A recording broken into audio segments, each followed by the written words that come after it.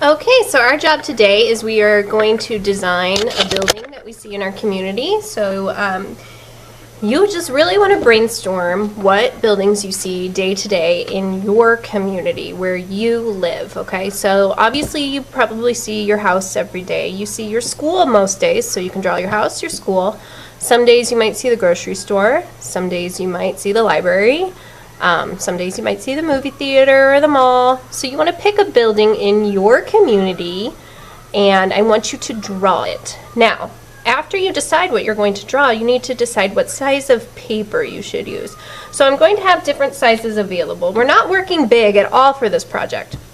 So I'm using a small sheet of paper because I'm going to draw just a house on this. But for instance, this piece of paper, I wanted to draw a skyscraper, so I needed a longer piece of paper to show that, okay? So that would be like in downtown St. Louis, my community down there, if I wanted to do a skyscraper. But for this one, I'm just gonna do my house. So, you always wanna start with a pencil and draw light till you got it right.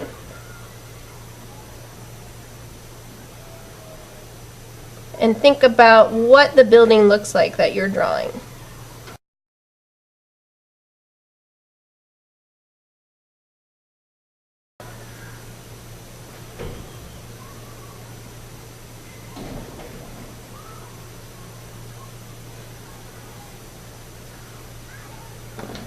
Okay, so after you draw your piece, we're going to outline it with a Sharpie.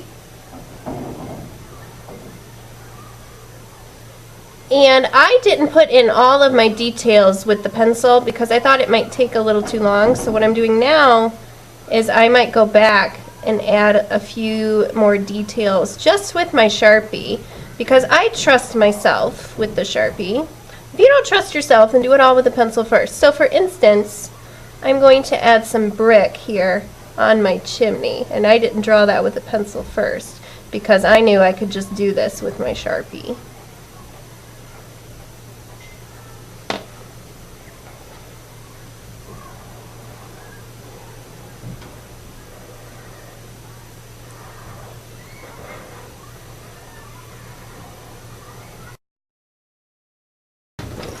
And use our skinny Sharpie. So my big Sharpie was way too big for these itsy bitsy flowers that I'm drawing. So I just switched to a skinny Sharpie.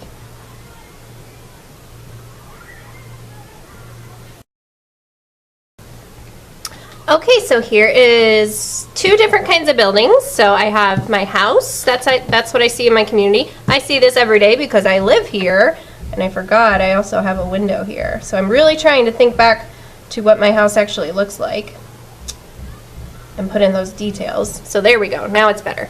And so this is a skyscraper that I would see if I went to downtown St. Louis and got to see all the big buildings. And that's still part of my community as well. It's just a little farther away from where I live. And I don't get to see it every day, but I still live near it and I get to see it sometimes. So you get to choose what kind of building you want. Now from here, we're going to color this in. You're going to have two choices for your coloring. Because it's so small, we don't want to use the big markers. So I do have some skinny markers, but the problem is I don't have red or blue. Hopefully one day I will get those. So I could use the skinny markers if I would like to, and I could color this in. And skinny markers are good because I can just fit into these small shapes a bit better. And I don't have that really fat tip kind of getting in the way and making me get outside of my lines. Okay? Or you can choose colored pencils. And colored pencils are nice because they also have a tiny tip.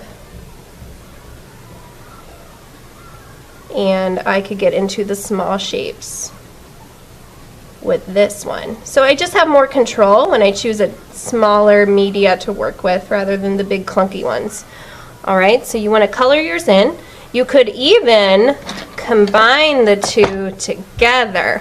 So you could do some parts in marker, some parts in colored pencil if you wanted to.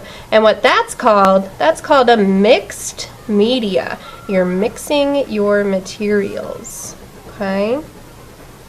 So I want to show you the cool thing with colored pencil real quick. Colored pencil, if you press hard, you can get a nice dark color. You don't want to press too hard that your pencil breaks. And if you press light, you can get a light color. So it almost is like you can get two different colors out of one pencil. I can get a dark blue and I can get a light blue, depending on how hard I push down. So you just want to color in your buildings.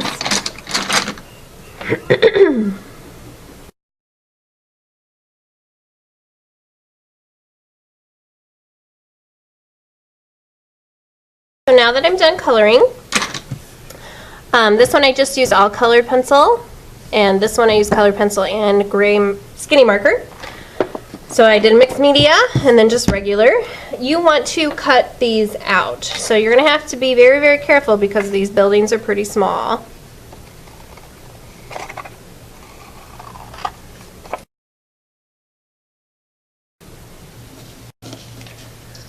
Okay, so now that you have made your houses or your buildings, what you want to think about is what else can you make to make this look more like a city. So I have black strips of paper. If you would like to use this, I'm going to make a road, and this is going to really help make it look more like a grid. So I'm putting a frame of glue around this black strip, and I'm going to line it up right in the center.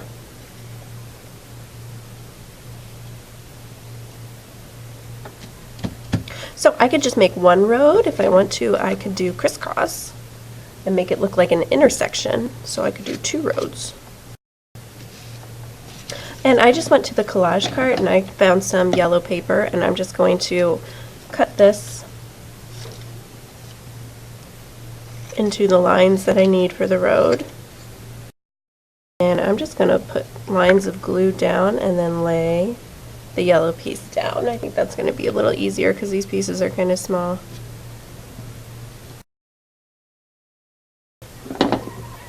Alright, and then you want to think of other things that you can include. So I'm going to include a tree. So I'm going to draw the trunk. Again, I just went to the collage cart for this. So I'm going to draw this trunk like this. I'm going to cut that out.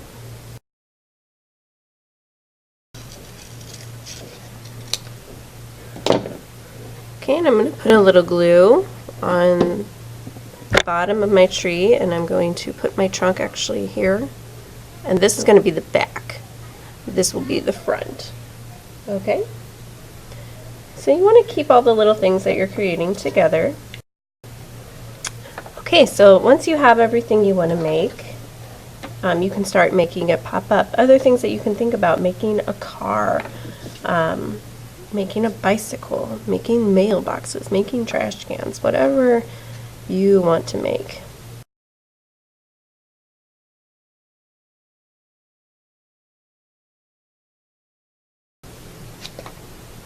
So from here, now we need to make these buildings be able to become 3D. Right now they are 2D, that means they are flat. When they're 3D, that means they can stand up on themselves. Okay? So the way we're going to do that is we're going to just put a little tab on the back of it. So my house is small, so I can use actually a small kind of tab. So something just like this might work. And all I would do is fold it. So it becomes kind of like an L shape. And you're going to put glue right here. And it's going to stick to the back of your house and be able to stand up. Okay, so let's put some glue on and let's see if it works. So it's the L shape. I put the glue here. You don't want to put the glue on the bottom just yet, because then it'll just glue to your table and you don't want that. So you line it up. The glue is on this side.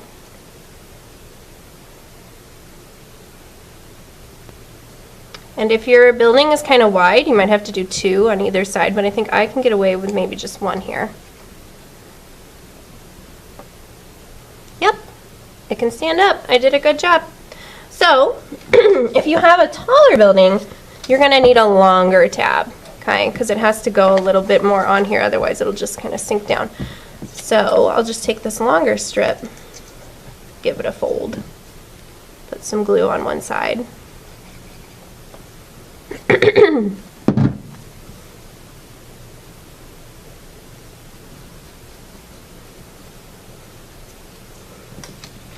And see if that works. Okay, so see, this isn't really working too well, so my tab has to be longer. So I can get some new paper. And this is still wet, so I can just peel it off. Maybe this size will work. So it's kind of just trial and error. And we're just going to use scrap paper for this.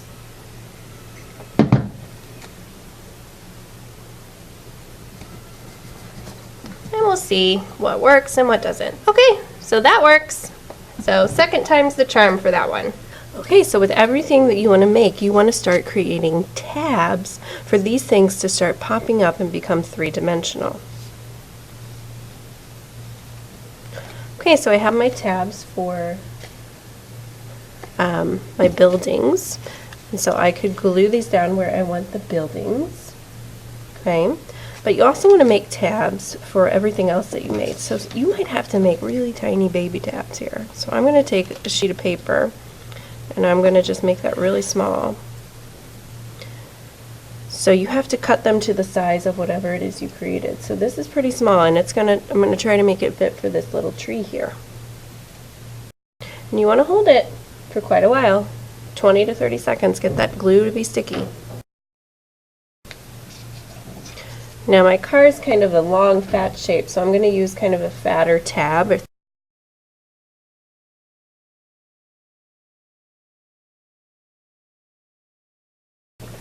Okay, so now that everything has their tabs on it, I can start gluing it down where I want. So what I want you to see is I'm kind of placing things where I think I want them before I glue them down, just in case I want to move them around, because once they're glued, you can't move them. They're going to be sticky. Alright, so I'm going to put glue on the bottom of this, and I'm going to stick it up here in this red grid. And again, you want to hold it 20-30 seconds. Make sure that glue gets nice and sticky. If you notice that it's not sticking up, then you might have to make another tab that's maybe a little longer or a little thicker. And that's fine. I'm just going to glue this right on the back.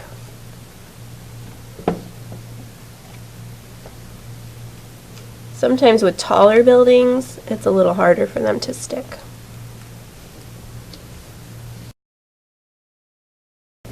Okay, so what I want you to notice is I've made a 3D map city that is built on a grid. Each grid has something in it, or each square of the grid has something in it to make it look nice and full, so it looks more like people actually live there and it's a real city. So this is how we make our three-dimensional map.